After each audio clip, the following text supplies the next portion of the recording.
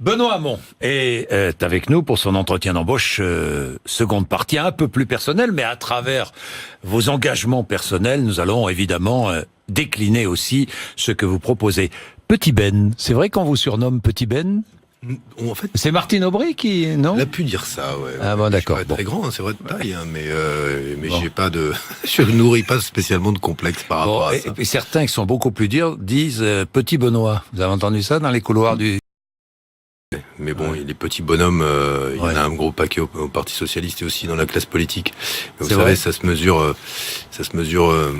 à la manière dont on reste fidèle à ses valeurs. Vous savez, je vais vous parler d'un homme qui m'a... Allez-y. Qui a beaucoup compté pour moi et qui compte encore beaucoup pour moi. C'est Henri Emmanuelli qui disparu il y a quelques semaines.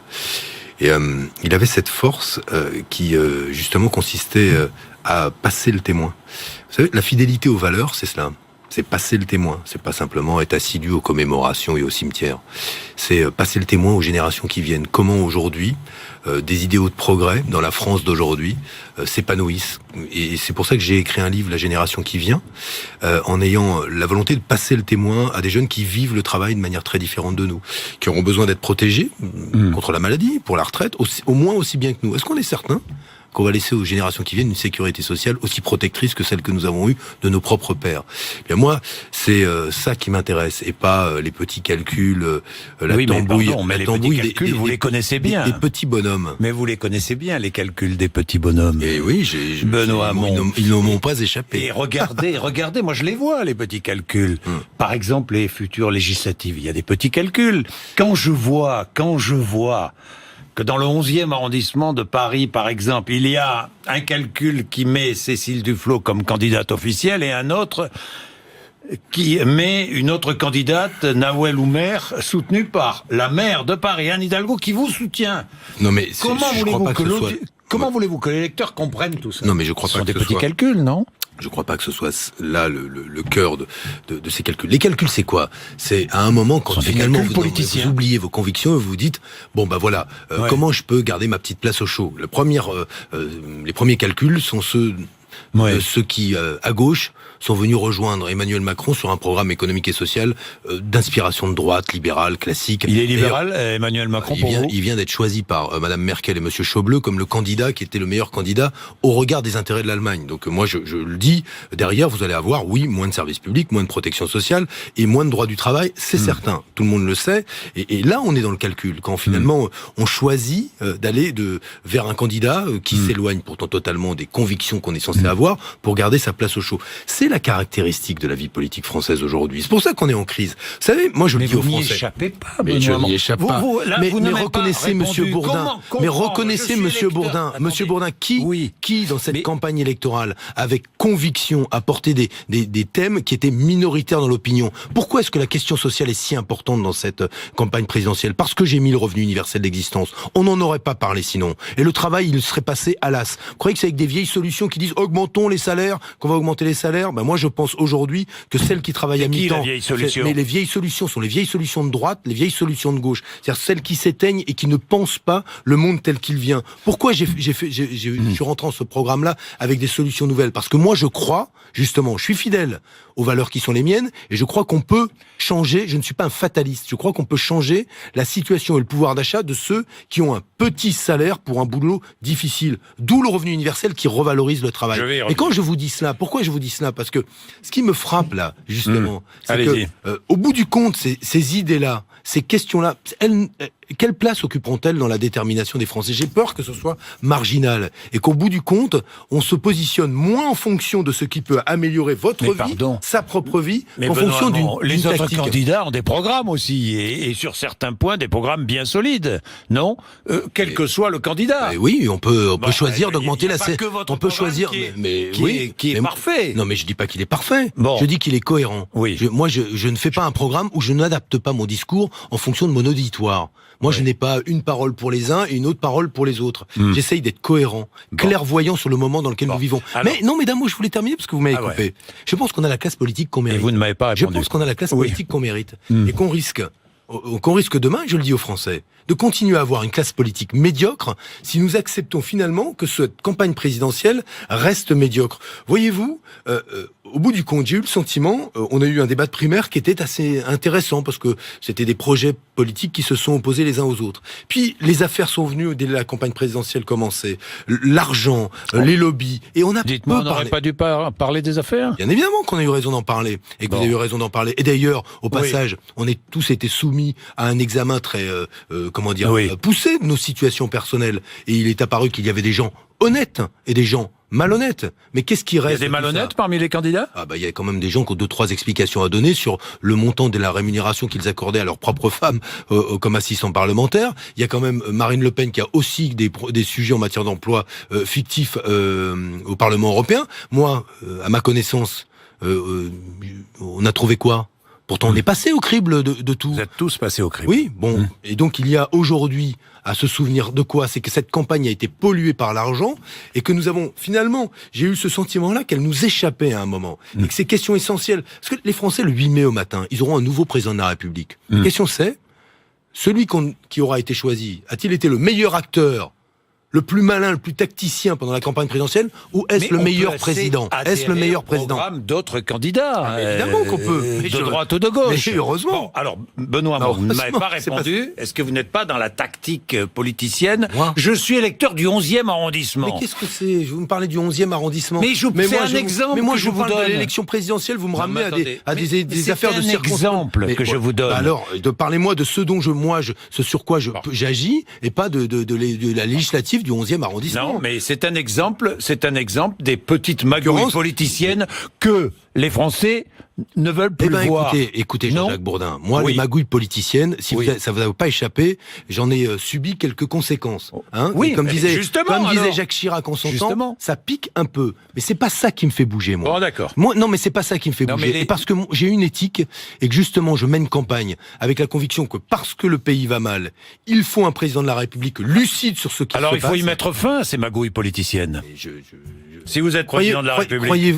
Que croyez-vous que j'ai proposé? Quel est celui qui a proposé, par exemple, qu'il n'y ait plus aucun conflit d'intérêts entre le mandat de député et une profession? Qui a proposé qu'on mette fin à l'immunité parlementaire? Qui propose dans son programme la fin des privilèges pour les élus de la République? Moi. Et moi, non pas parce que je pense que la classe politique est pourrie comme je l'entends, mais parce que quelques-uns qui ont eu des comportements scandaleux, nous obligent à cet effort de transparence. Est-ce que cela suffira à rétablir la confiance dans la classe politique? Je ne le crois pas, même pas. Pourquoi? Parce qu'on attend d'abord d'un politique qu'il tienne les engagements qu'il a pris. Et s'il est confronté à une situation difficile, qu'il explique pourquoi.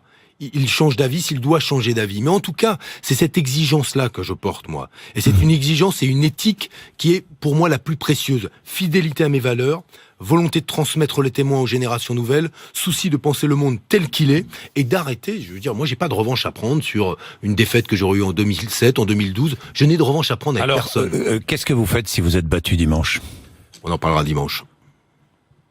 Vous ne voulez pas nous le dire? Non, on en parlera dimanche. Bon, mais si vous êtes battu et si vous vous retrouvez avec un second tour Macron... Je risque de vous faire la même réponse. Vous faites quoi? Bon, vous ne me répondrez pas. Bon, d'accord.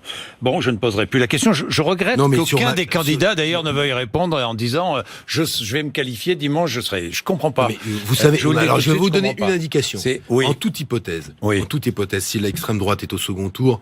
Vous voterez contre? Je voterai contre l'extrême droite. Bon. Le Venezuela, un mot. Jean-Luc Mélenchon est-il à vos yeux coupable de faiblesse vis-à-vis du pouvoir de Maduro? Je ne sais pas exactement pourquoi est-ce qu'il serait coupable de faiblesse particulière. Non mais il faudrait étayer parce que faiblesse parce qu'il ne le condamne pas. Alors moi je vais vous dire parce qu'il a admiré Chavez qui a précédé Maduro, parce que Maduro c'est la suite de Chavez. Mais Maduro c'est pas Chavez justement. Exactement. Alors mais parce que Chavez s'était lui-même soumis à un référendum révocatoire et il l'a gagné. Donc c'était un coup d'État qu'a fait Chavez. Ils sont dans des pays où objectivement ceux qui gouvernaient avant n'étaient pas non plus du meilleur grain. Non. Donc, la question est, est-ce qu'on doit être, en règle générale, est-ce qu'on doit être exigeant vis-à-vis des États avec lesquels on travaille? Oui, sur le plan démocratique. Oui, et on peut pas vouloir la démocratie ici et finalement tolérer toutes les turpitudes ailleurs. Et moi, je ne considère pas, même qu'il faille mettre la démocratie au second plan. Est-ce que cela veut dire arrêter de discuter, de coopérer avec tous les États dès lors qu'ils n'ont pas une démocratie qui soit strictement conforme à nos principes? Évidemment non, c'est la diplomatie, et il y a des accords commerciaux, mais on ne peut pas aujourd'hui regarder avec une forme d'indulgence, par exemple, la Russie qui protège Assad. Parce que Assad a gazé son peuple. Et alors d'un côté nous avons un monstre, Daesh, un autre monstre, Bachar el-Assad, et on choisirait celui qui est le moins monstrueux. Mais qu'est-ce que ça veut dire? Il y a deux monstres, et la responsabilité, là encore, de la France, c'est de le dire, et de ne pas se situer dans une solution politique qui pourrait, d'une manière ou d'une autre, laisser la possibilité à un de ces deux monstres de peser sur l'avenir de la Syrie. Voilà ce que moi je dis. Et c'est pour ça que je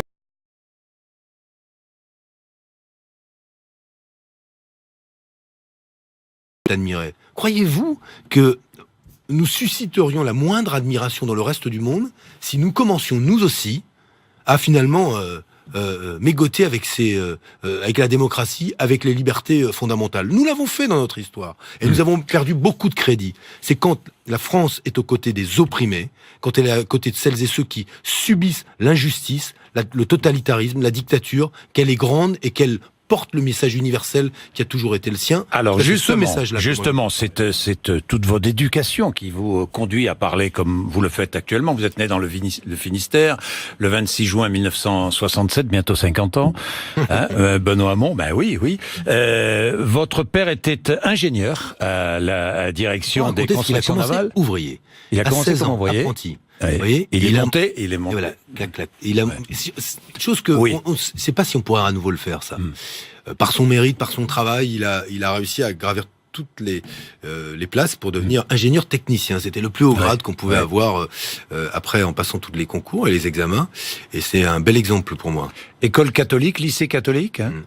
Benoît Hamon. Oui, j'ai une éducation catholique, mais je veux le dire justement. Vos enfants aussi? Non. Sont dans des écoles privées, parce que j'ai entendu ça. Non, à l'école jamais. Publique. À l'école publique. J'en dirai pas plus sur vos enfants, compte tenu en plus de la situation aujourd'hui. Mais voilà, elles sont à l'école publique. Mais ça me permet de dire une chose. Oui. Moi, j'ai cette éducation catholique, mais qui important qu'elle m'a structuré, mais elle ne me résume pas. Mais c'est pareil pour la nation française. Voyez-vous, on est un vieux pays gallo-romain, héritage judéo-chrétien, tout ça pèse, c'est important. Mais on est ici un pays où il y a aujourd'hui 6 millions de musulmans, où il y a le plus grand nombre de juifs en Europe, probablement dans un pays européen. Nous avons plus de personnes qui ne croient pas en Dieu que de personnes qui croient. Tout ça, ça fait comme disait un immense auteur antillais et français, Édouard Glissant, c'est notre identité rhizome, c'est-à-dire aux racines multiples. Moi, je crois à cela.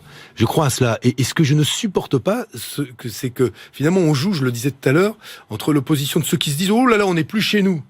On entend ça. Et puis ceux qui disent « Bon, ici, on sera jamais chez nous ». Parce qu'en fait, on ne nous reconnaît jamais entre Français. Si on accepte ça, c'est la fin. C'est la fin de la nation française, de ce que nous incarnons, notre identité mosaïque. Et moi, je crois beaucoup en cela. Et je suis le symbole de cela. Je viens de Bretagne, j'ai eu une éducation catholique, j'ai grandi en Afrique. J'ai rencontré l'engagement politique. Tout ça me construit et l'identité de chacun d'entre nous, c'est une narration. Vous avez un peu travaillé dans le privé. Oui. Études d'opinion. C'est pour ça que je connais un peu.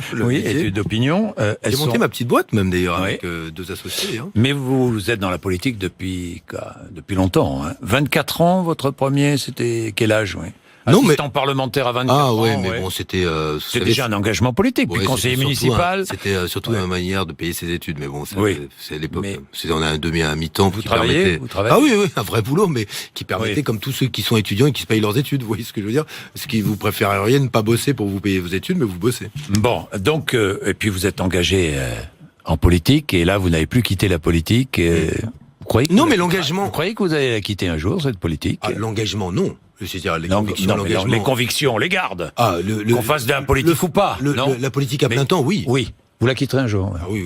Pensez que vous travaillerez un jour, vous ferez autre chose. Enfin, je sais pas. Je dis pas que vous ne travaillez pas en faisant de la politique, mais que vous travaillerez ailleurs. J'ai fait plein de choses moi dans ma vie. Vous avez été prof. J'ai eu un engagement. Vous avez été prof. Oui, j'ai été prof à Sciences Po, j'ai été prof à Paris 8. C'était une très belle expérience d'ailleurs. Donc j'ai travaillé dans le secteur privé, j'ai travaillé comme conseiller dans les ministères. Tout ça, ça me construit. J'ai été ministre et c'est pour ça aussi que je suis candidat à l'élection présidentielle. Benoît Hamon, il a passé son temps dans les couloirs. On dit beaucoup de choses. Des partis politiques. Mais moi je reste.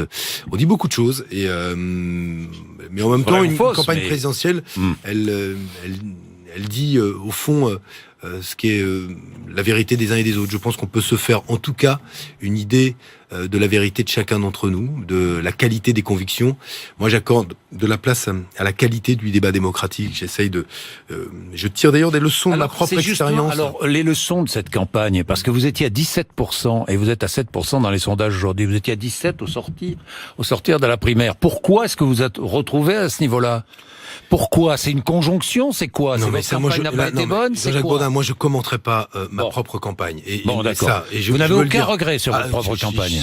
Si j'en avais, je le dirais. C'est pas maintenant que je le dirais. Je vais vous dire, j'ai un regret que j'aurais voulu exprimer encore plus de force hier. Qu'on n'ait pas eu plus de débats démocratiques. Moi je regrette ça. On avait eu un très bon débat d'ailleurs sur votre chaîne. Vous avez aimé le débat. On disait ce serait impossible. Il a été de bonne qualité.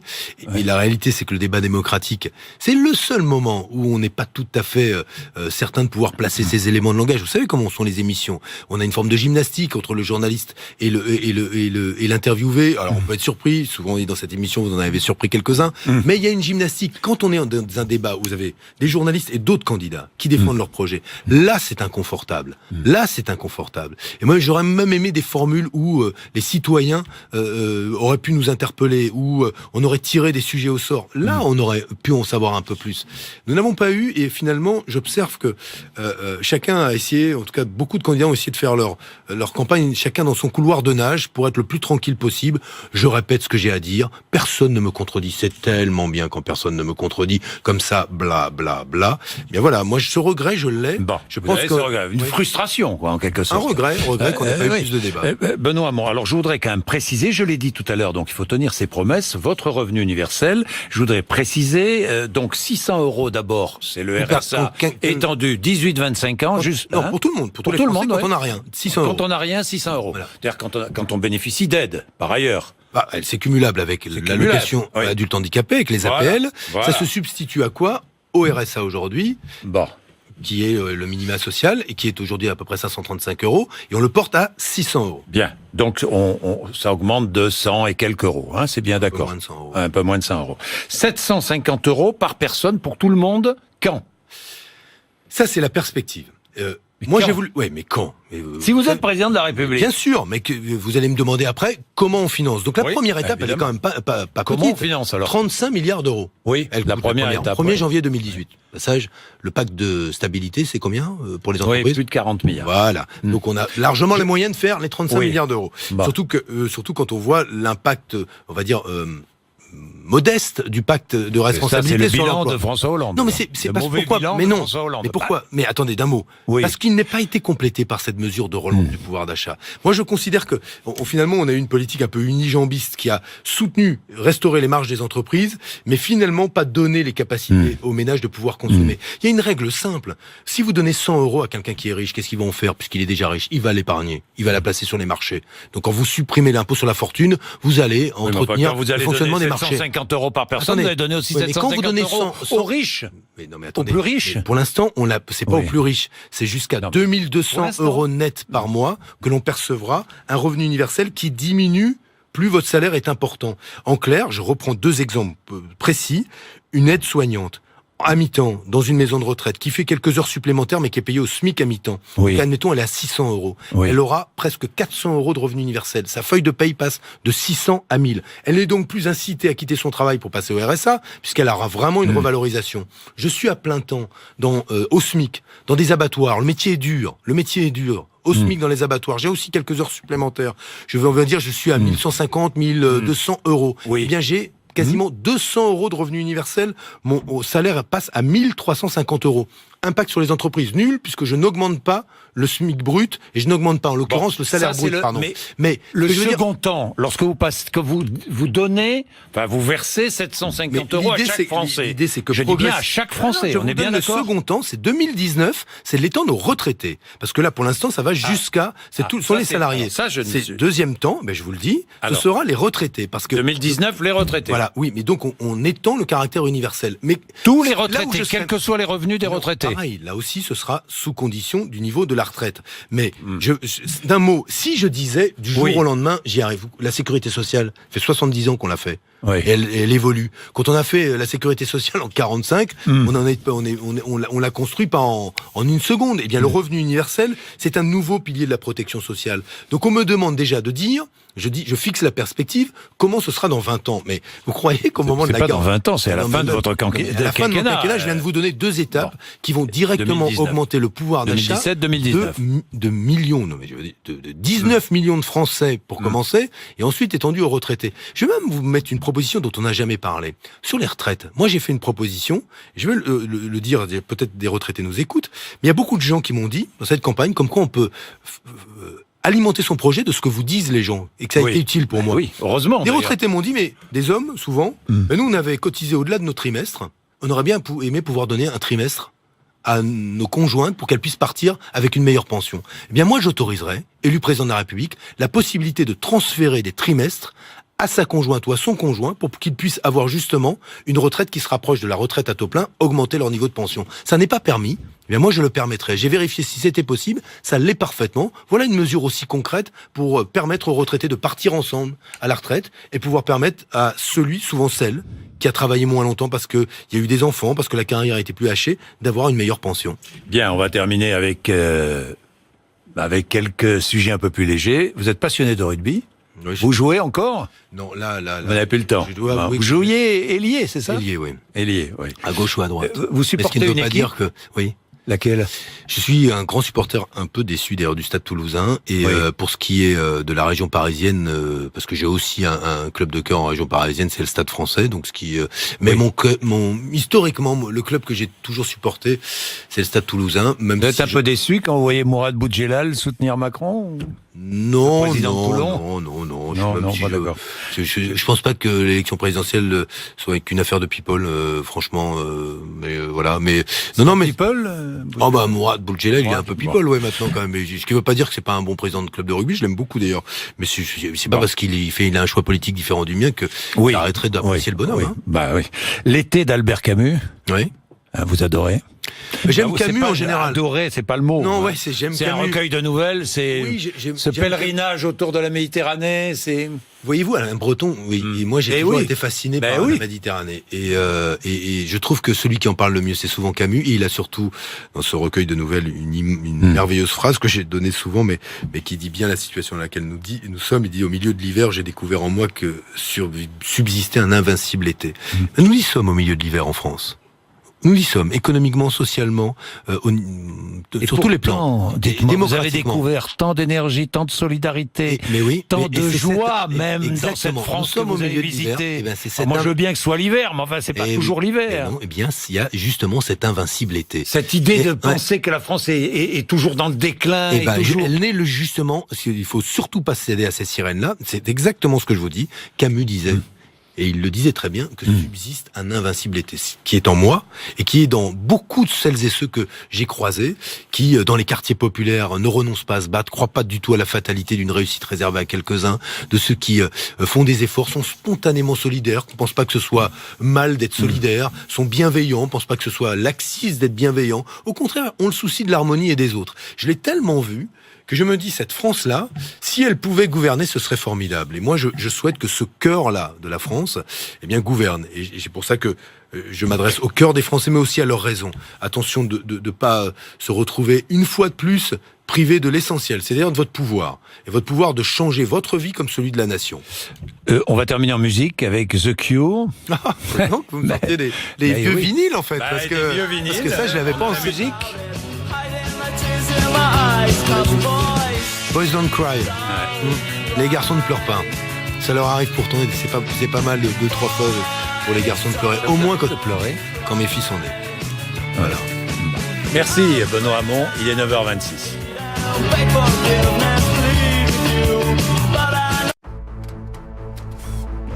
Dimanche, la France